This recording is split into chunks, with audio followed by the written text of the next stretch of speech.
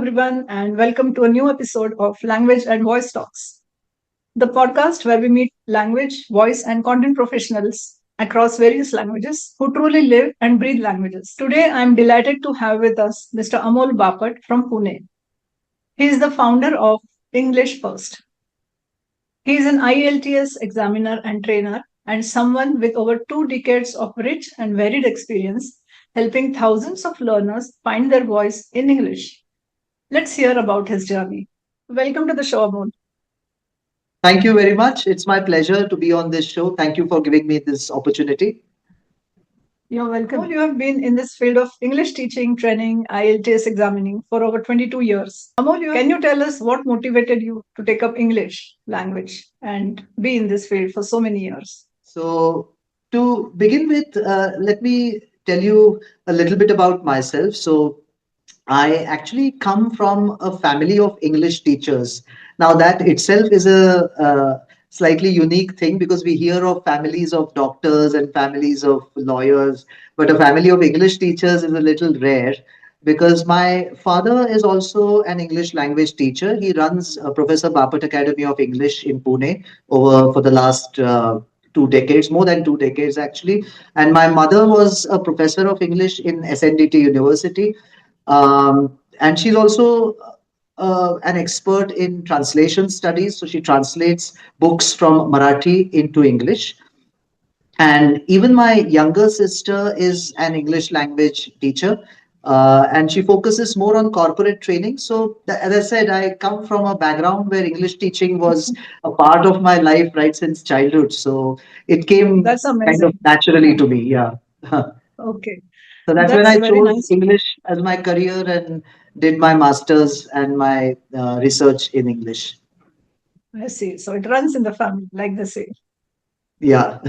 Great. So to begin with, let me tell you a little bit about myself. So I You actually, founded English First, your company. So please tell us more about it.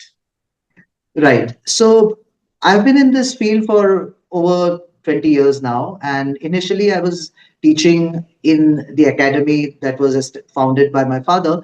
And then in 2008, I joined British Council as a language trainer and working on their corporate training projects as well as their teacher training projects. And then also I applied to become an IELTS examiner, and which I was till 2024, till last year. After working in these different areas for almost 2 decades, I realized that time had come to move on a little bit and try something on my own. Because obviously, when you are working with an organization, you are working under certain constraints. You can't really do whatever you want to do. So, with that thought in mind, I thought I'm at this age where I have enough experience and probably will be able to implement a few things which I have always had and few ideas which I always had in my mind. So, with that thought in mind, I actually resigned from British Council last year and founded my own venture called English First, which is into corporate training, IELTS training, and also into teacher training. Those are the three verticals that I'm looking at right now. How has your vision for language training evolved over time? Okay, that's a very interesting question because if I look back over my journey as an English teacher, I can say with certainty that I have changed a lot. Maybe the person who I was in 2004 when I started teaching and who I am as a teacher are two very different persons, I would say. So initially, of course, back in my early years of teaching, I was a very traditional sort of teacher, going, having these very teacher centric classes, a lot of talk time, my own talk time. Learners are listening passively, going into that lecture mode, as we call it. So, a very traditional sort of classroom was what I did earlier on. But then, as I worked with institutions like British Council, where they have a very communicative approach towards language teaching, I realized that there are other things that I need to try out and better ways and more efficient ways of training or teaching language to students. And I started adapting my own teaching style. Um, So, of course, that doesn't mean giving up what you have been doing completely. So, the old uh, board and chalk and board or the pen and paper style, I still think that it's a good way to teach anything, especially a language. But then, of course, if you see in today's times, technology has evolved to such an extent that a teacher cannot stay away from technology. And I mean, having technology in your classroom definitely helps in enhancing the learning experience for students. My teaching philosophy at the moment, and which I'm sure will further evolve as things change in the future, but at the moment, I think what I do is have a blend of the old school style of teaching and the new techniques or the new technology that is coming in, trying to balance both. Because what I do is, on the other hand, I also think that too much of technology may also not be a good idea. I mean, losing the human touch in the classroom won't be a good idea. That's my personal view at the moment. So, of course, as you asked me the question, there has been a lot of change in my vision, and it's, I would say, it's in this constant state of evolution. It's still changing. Yeah, right. Since you mentioned AI just now, I was going to ask you later, but let me connect the question here. How is AI helping, your teaching? I mean, it is enhancing, right? So, how do you use those methods in your teaching? So I would say at the moment, rather than teaching using AI actually in the classroom, what I do is the parts of the job of a teacher which were earlier done by the teacher, like lesson planning, for example, or evaluation, paper setting. These are the jobs that I think can be delegated to AI, because obviously it saves a lot of time. AI does what you would have probably taken maybe 1 hour in the past. AI will give you the same in, or even better for that matter, in maybe less than a minute. So, but that helps in saving time, which you can actually utilize in having more meaningful interaction with students rather than be burdened with these tasks that are around the actual classroom teaching experience. So I do encourage my students to look at several AI platforms that are available. A lot of people, and especially say 10 years ago when there was no AI, a common complaint, a common problem that learners, especially from rural areas, what they used to share with me was that you keep telling us that increase your exposure to English or talk in English with other people, but we don't have anybody to talk in English with around us, in especially in the rural areas. They have zero exposure, no exposure to the English language. Now that is where AI has stepped in, technology has stepped in, and not even AI, platforms like YouTube, for example, that has led to a democratization of content to a large extent, which was earlier accessible only to people in urban areas. Now it is accessible everywhere. So I think accepting the right amount of technology and AI in the classroom is the right way forward. Not overdoing it, obviously, because then you also lose, you risk losing the human touch, as I said earlier, because AI, of course, has its limitations. It doesn't have the most important quality that we as humans have, and which is empathy. So I think that is one area where the teacher can still make a difference. And then if we talk about school teaching, AI would never know what are the dynamics between students in the classroom or how to handle a classroom. I mean, these are things which only a human teacher can actually do. Because in India, there are so many variables. You have class, you have caste, you have other socio-economic parameters that you have to take care of when you are a teacher. Now, an AI model, I mean, would find it really very difficult to have an exact grasp on these areas. So that is where the teacher would still remain very much relevant in the future. Yes, I totally agree with you. You have examined over 35,000 IELTS candidates across India for the British Council and IDP. So, what common areas do you think the learners struggle with the most?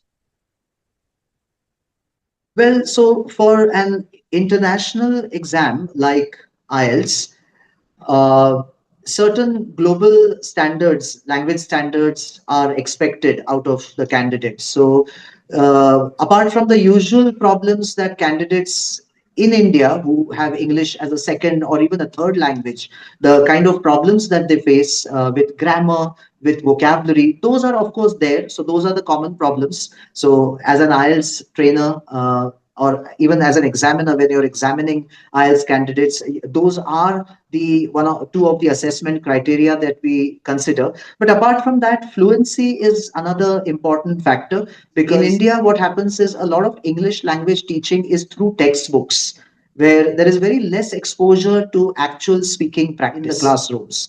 So there's a lot of listening that students do, but very less of actual speaking that they do. So that sort of reflects, that problem reflects even in the IELTS exam. So when I examining see. candidate, and Mhm. another thing which I thought was very India specific, unfortunately, was this lack of originality. Now, let me make this clear. I don't want to generalize things over here.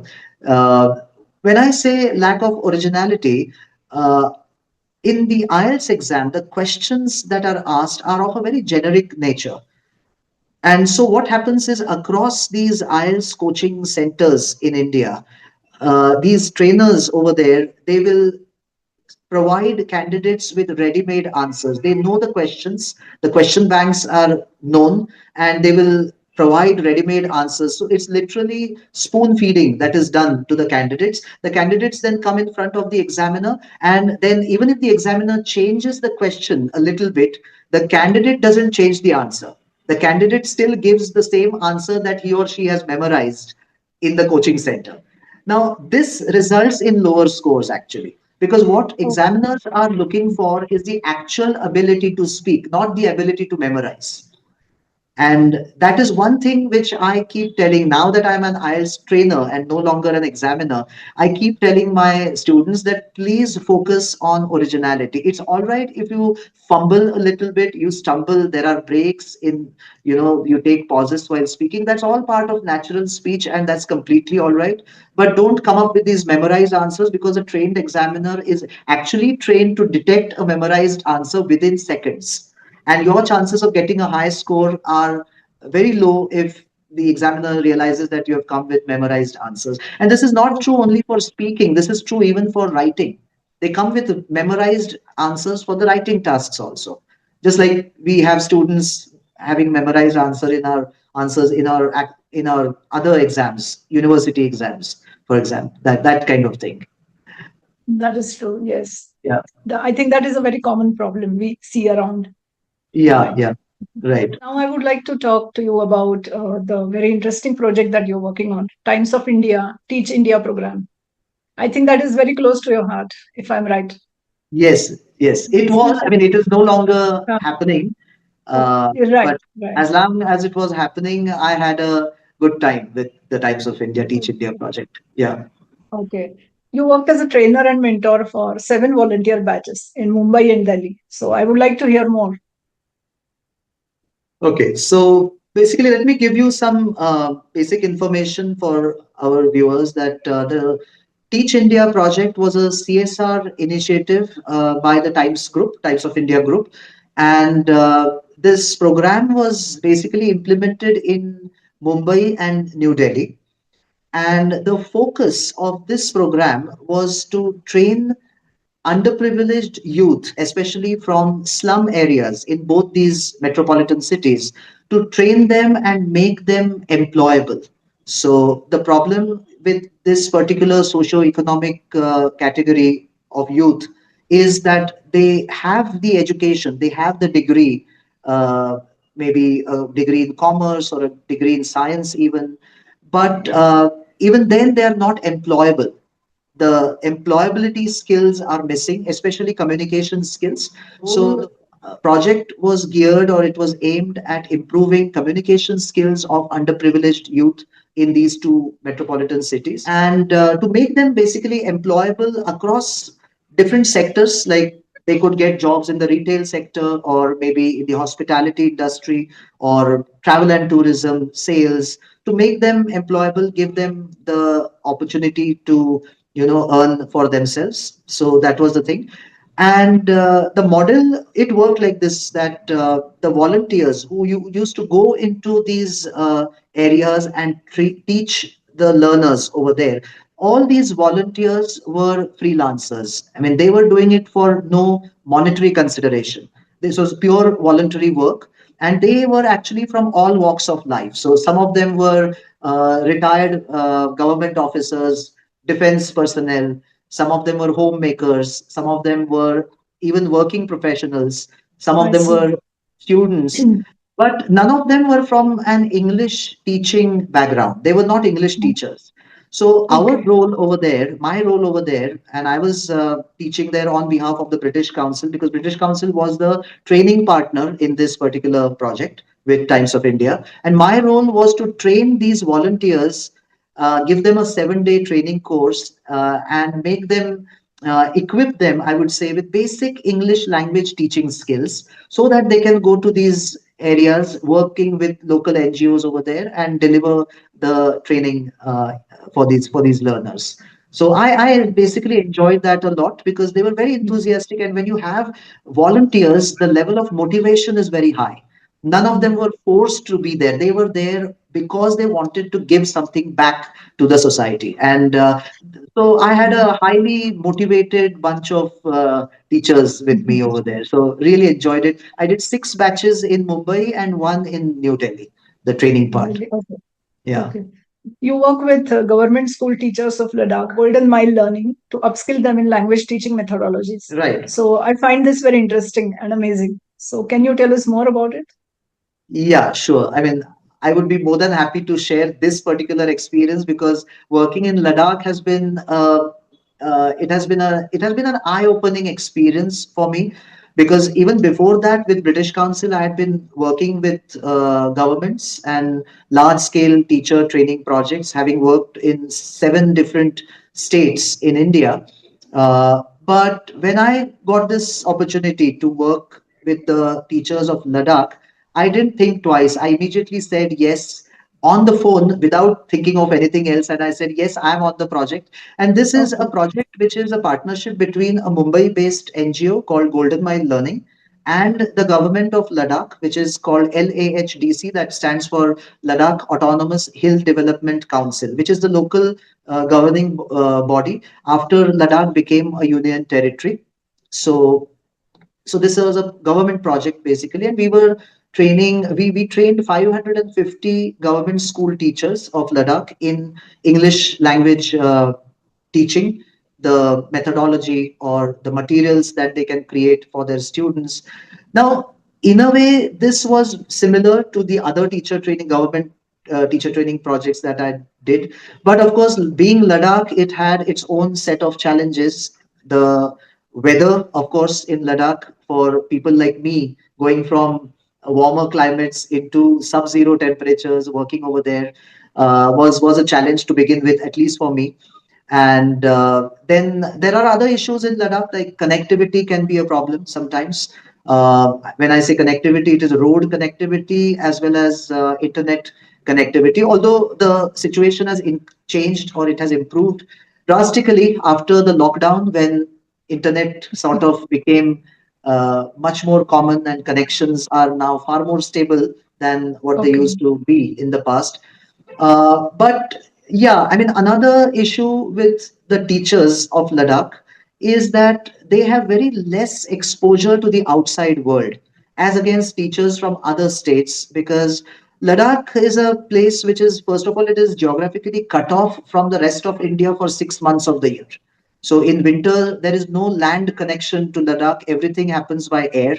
All supplies, everything is done by air.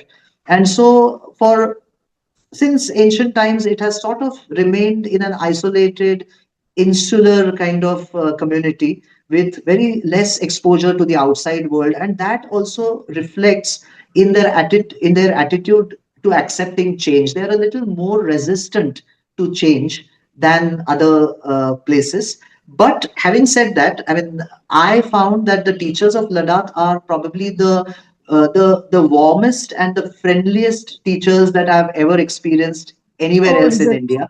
they're very Okay. gentle. They know that they have to learn a lot, and they accept whatever you are trying to teach them.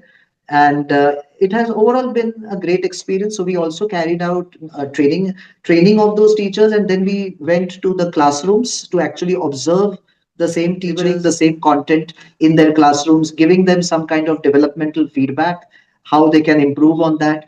But at the same time, we also made sure that we listen to their voice, because that is one thing which they complain that nobody does. That they say that we attended a lot of trainings, but nobody listens to what are our specific challenges or problems. So we made sure that we listen to those challenges, those problems, and try to integrate them, embed them in the training in subsequent phases. So we, because we had carried out the training in different phases, so we made sure that going by whatever feedback we received from them in the earlier phase, we would make sure that we are incorporating that feedback in the content for the next phase. So I think overall Awesome. it was a great experience working with the teachers of Ladakh. Okay. I mean, so many things. The weather, the connectivity, new teachers, new Yes, people around. My yes. God. And A that very must have different been culture, I would say. Yeah, different culture, food, yeah, I think. yeah. Yeah. Okay, great. You emphasize that language is a skill, requires time, patience, and practice. So, can you highlight the importance of this? Yes, you're very right when you say that language is a skill like any other skill for that matter. It requires time, patience, and practice. You can't hurry it up, the process. It takes a basic amount of time like any other skill. But unfortunately, I would say, and the English language teaching community, especially the private sector, has been a little responsible for that, for creating a false notion in the minds of learners that they can learn English very quickly. And that's Okay, why we yes. see advertisements across India. I'm not targeting any particular region over here, but across India, you will see spoken English classes. Those boards, whenever you go out on the roads, you'll see spoken English classes, and they make all kinds of promises that we will refund your money. 100% money back schemes are there. Then 100% guarantees are given. They tell you that you will start speaking English fluently in as early as 2 weeks. And they kind of make all these promises. And unfortunately, learners who are in a way at times desperate to master English because maybe their career has hit a barrier because of lack of English language skills, or in their studies they need that skill, they sort of fall for these tricks that these private coaching centers they often play with these people. So I think my philosophy has been to be upfront and honest with learners and tell them that, see, I can't make any of these promises that you must be reading otherwise outside, because none of them are true. And I would really have to be a magician if I had to teach you English in 2 weeks, because that's not how skills are learned. Skills, being good at any particular skill, and you think of any skill, I mean, take driving, take cooking, you can't become skilled in any skill overnight. You need to put in a lot of effort, and of course, the right kind of guidance is very important over there. And I also emphasize on one fact that, see, when you come to me and when you want to start learning English, or let's say improving English, not learning English, look at it as a process. And the the course that you're doing with me, or whatever workshop that you're doing with me, that's just the beginning of the process. It's not the end of the process. So if you're expecting that you do a 2-month course with me, and then by the end of 2 months you are an expert user of that language, well, you're going to be disappointed, because that's not going to happen. You will have to, that's just the beginning. Going by the techniques or the strategies that we discuss in the class, what works for you, what doesn't work for you, you have to think of all these things, and from there you have to go on the language learning journey by yourself. That is where your journey actually begins. And after that, what is going to help you is self motivation. So don't depend on others to teach you the language. others can only guide you, they cannot. So as in English, we have this expression that you can take the horse to the water, but you can't make the horse drink that water. So that drinking part is something you have Right. to do on your own. I mean, the teacher cannot That's do it true. for you. So that is, Right. I believe in being very transparent about this thing. I don't really Mhm. want to make false promises, because I think then in the long run, people, you earn a bad reputation for yourself if you, tell them that you'll learn English in 2 weeks and then they're not able to do that at the end of the 2 weeks. That is so true. You Yeah. put it so very well. Mhm. So, when you're training teachers through your train the trainer programs, what are the most effective methods do you think that foster real improvement in classroom delivery? Okay. Well, first of all, as a teacher trainer, we have to understand that the focus is not just on pedagogy.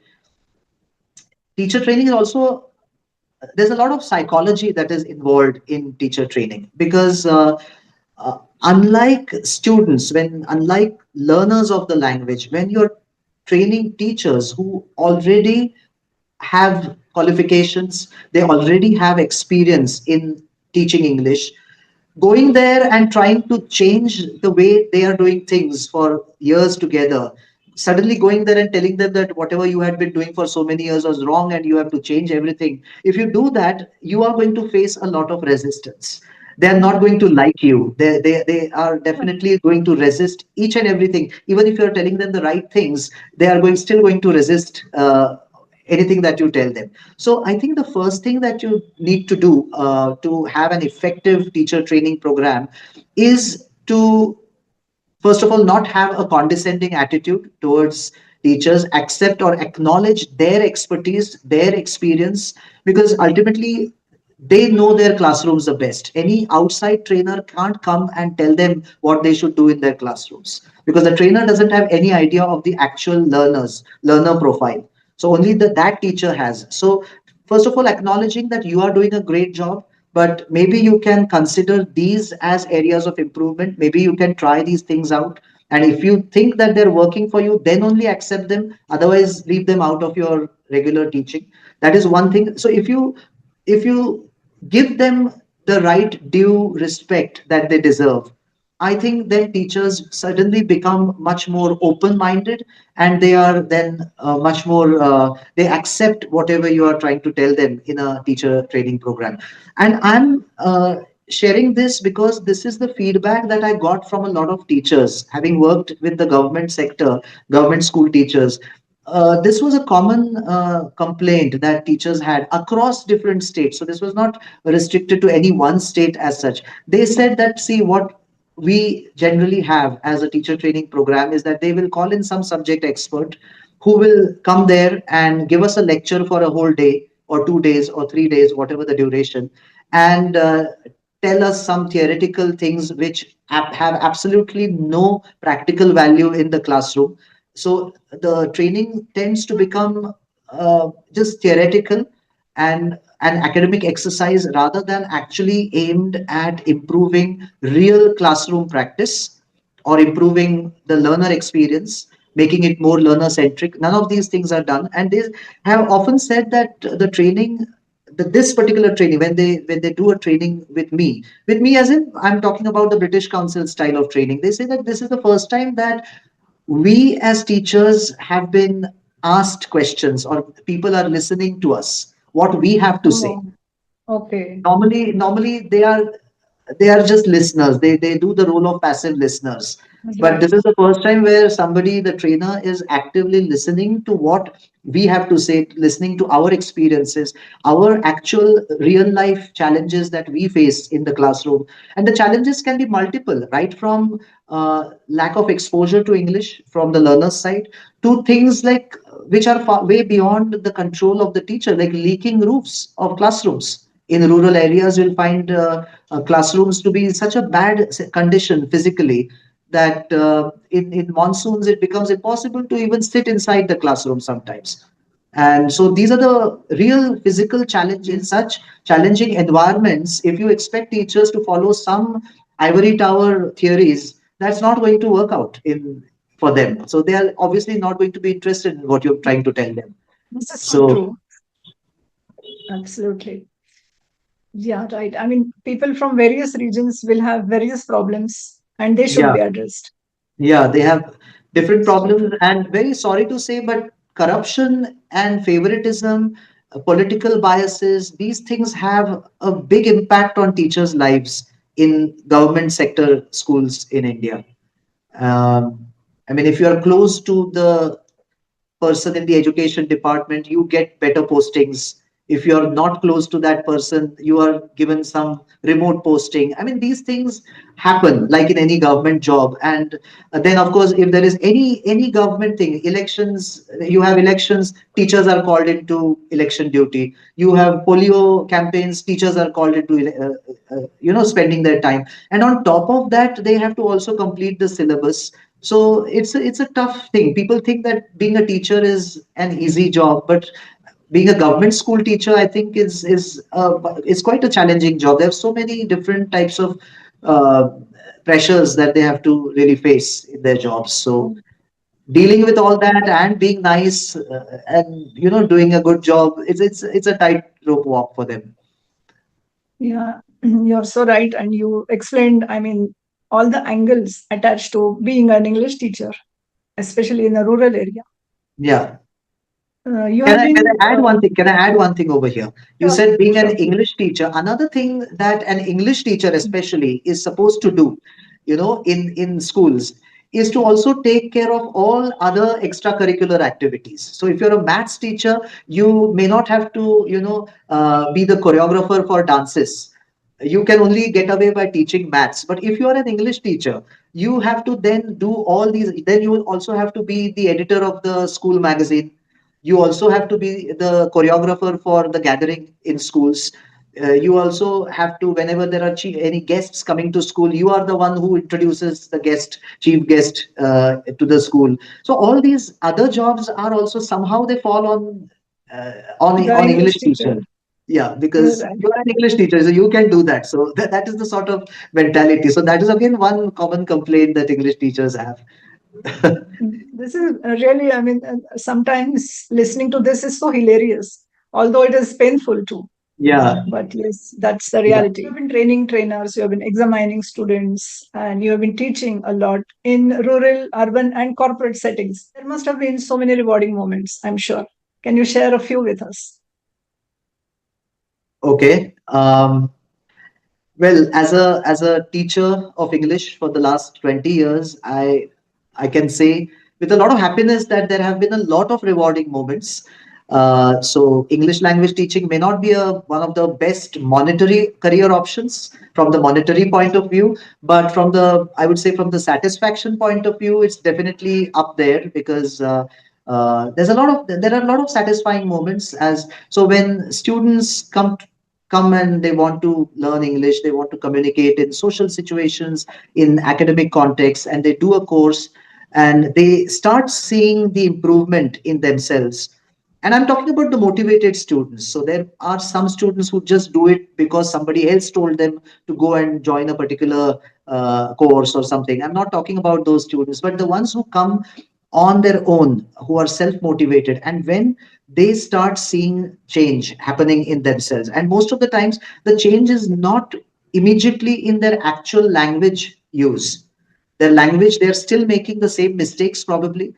They are still falling short on words at times because these are things that are the long term things, as we discussed earlier. Their pronunciation still may have a very heavy mother tongue influence when they speak. Right. But what Mm. the positive change that definitely comes across is more confidence.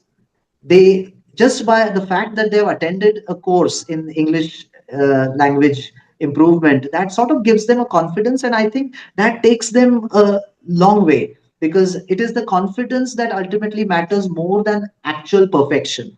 I keep True. telling this to my students that Mm. don't aim for perfection, aim for communicative competence. That is far more important than perfection. So those are some of the rewarding moments in IELTS. As an IELTS examiner, or as an IELTS trainer, actually, not as an examiner, but as a trainer, when somebody comes to you saying that my requirement is a band 7 and my visa is stuck because everything else is in order, all my paperwork is in order, but I'm not getting a visa for my higher education or for work, a work permit. I'm not getting it because I'm not getting, say, a band 7 in IELTS, and I'm at band 6 right now.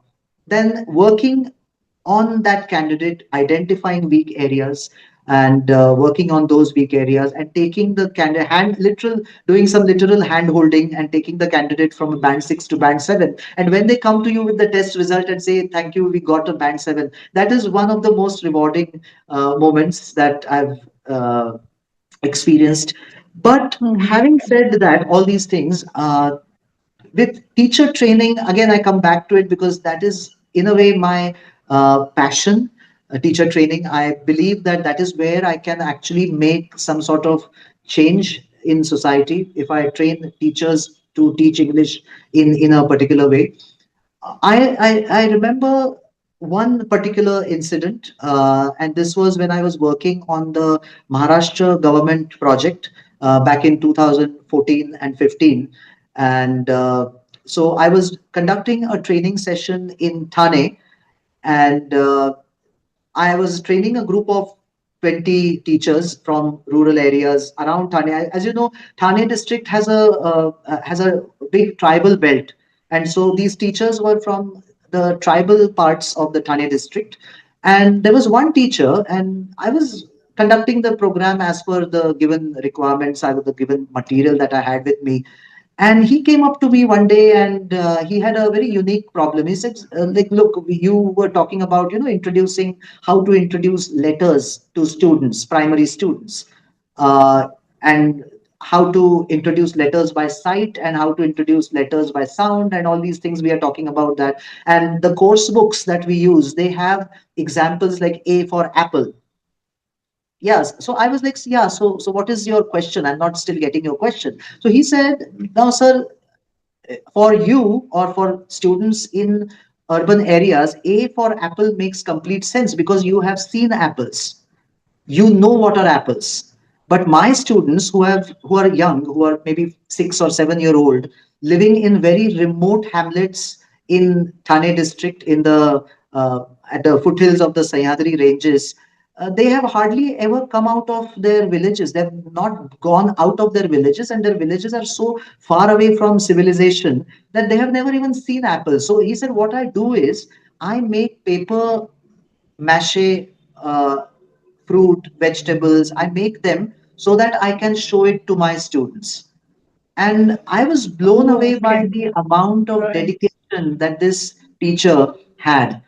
I mean, he could Right. have easily shown a picture of an apple, but what he did was actually make paper mache apples, paper mache bananas, and other fruit, other Right. vegetables that are So there that in their children course could books. feel it. They could Right. see it, they could actually see what or feel it, or what is the shape he had. And he was an artist. I mean, he was not just a teacher. I mean, to make such beautiful models of fruit and vegetables, you need to be an artist. You need to have those sculptor's hands to actually do something like that. And I was like literally blown away by the amount of dedication. He said, even to reach my school, I have to walk for 1 hour through forest every day. So 1 hour going and 1 hour coming. There's no road to the place where the school is, where he is posted as a teacher. But in spite of that, in like all kinds of weather, whether it's raining, whether it's summer, you these are the people who are the real heroes. These are the unsung heroes, I would say, of the Indian education system. I mean, and That they is are, so true. Yeah. yeah, I mean, these are the ones, and I always think that these are the ones, their stories need to be brought forward. These are the stories which sort of should be the motivation even for teachers in cities who have it far easier than what these teachers are doing over there. So true. Yes. I Yeah. think this is a very telling example, what you mentioned just And now. as you said, this is one of my most rewarding moments as a language teacher and trainer, because getting to interact, seeing the other side of things. Sitting in a city, you would never even imagine that things like that happen in rural India. There are teachers who told me Right. sometimes that the school term starts in June every year. But in some of the tribal areas where these families are involved in agriculture, they need every single person in the household to help them on their farms. And so the parents are not ready to, send their children to school till they finish their agricultural work, like rice cultivation, rice sowing, and these things. So these teachers have to literally go to the homes of these children and bring them to the school. So again, look at that. I mean, do you think any city teacher would do that? I mean, No. would a city teacher go to the home of a student to get him to school? The city teacher would say, "You are absent, your problem, not my problem, cover it up and move on." Yeah, that would be the attitude. But yeah, I mean, Absolutely. Yeah. and this is Right. where IT will never match up. This is where IT will never match up to the experience of having a real dedicated teacher in the classroom. AI, I'm Okay. sorry, not Mhm. IT. I mean, AI will never actually be able to do something like this. That is true. This Yeah. is, like you mentioned, empathy, Empathy, human absolutely. interactions. Right. Yeah. Yeah. Great. This was a very insightful discussion. And I came to know so many things about not only English teaching, but also the people involved in it, like the teachers, especially. Right, right. So, so taking a So deep dive. yeah, there's a one of my teachers always used to keep telling us these things, that teachers go in the classroom with a lesson plan and they think that they're going to teach the lesson plan. So you don't teach the lesson plan, you teach the learners, you teach students, you don't teach the Yeah, lesson right. plan, because many a Hmm. time teachers forget that they have actual live learners in front of them. All they need to do is go and finish their lesson plan and come out of the classroom without considering whether the students have understood the content or not. So I think the human factor is the biggest thing that, I mean, that's the biggest challenge and the biggest reward, both in the teaching profession. Correct. I mean, tweaking the lesson plan to the learners is the challenge and a reward both. Absolutely. Yeah. Right. Wow, that was lovely. And it was a very nice discussion where I came to know so many things about not only the English language and also the work that you're doing. Having taken a deep dive in this English language, which other languages attract you? Do you plan to learn any? Well, so apart from English, of course I know Marathi, which is my mother tongue, and Hindi. So these are the three languages which I am quite proficient at. Apart from that, I have learned a little bit of German in the past because I lived in Germany for some time as a student. I see. Um, but as with language, if you're not in regular touch, if you're not in that environment, you sort of tend to forget it quite quickly. So yeah, so I'm not really, I can't say I'm good at German, but I do understand when somebody is speaking. Same with Okay. Gujarati. But I would actually definitely continue with German. That's what I think. I Mhm. would like to, since I already have learned it to a certain Mhm. extent, continuing with the same language makes more sense than maybe starting with a completely new language right now. So it will be more easy and you can connect easily, Yeah, quickly. yeah, yeah, right. That's so true. So I wish you all the best for that. Thank you very much. Thank you so much. And thank you so much for joining and sharing your journey with us. It Loved was it. my pleasure because these are the platforms. A platform like this is the best opportunity I can get to actually share all these experiences. Because unless these are shared, they won't reach people. People need to know things from the Yeah. teaching profession. That is, I want to make that as my goal of life, to Okay. let people more and more draw more teachers, more students, young generation into the Mhm. teaching profession. Not look at it Okay. just as a plan B. If plan A doesn't Mhm. work for you, then go into teaching. That shouldn't be the Mhm. approach towards teaching. There should be more dedicated teachers coming in. So maybe these kind of, you are doing a wonderful job with your Thank platform, you. reaching so many new people, so many young people. So Mhm. thank you for that. Sure. You're welcome. And I hope whoever is listening to this does take up something which you are wishing for, I like hope the so teaching too. profession. Yes. Yes, yes. So thank you again. Thank you Thank for you very joining. much. Have a nice day. Have a nice day. Yeah. Thank you. Thank you. Thank you, everyone, for joining me in conversation with Amol. See you in the next episode. Till then, have a good day. Bye bye.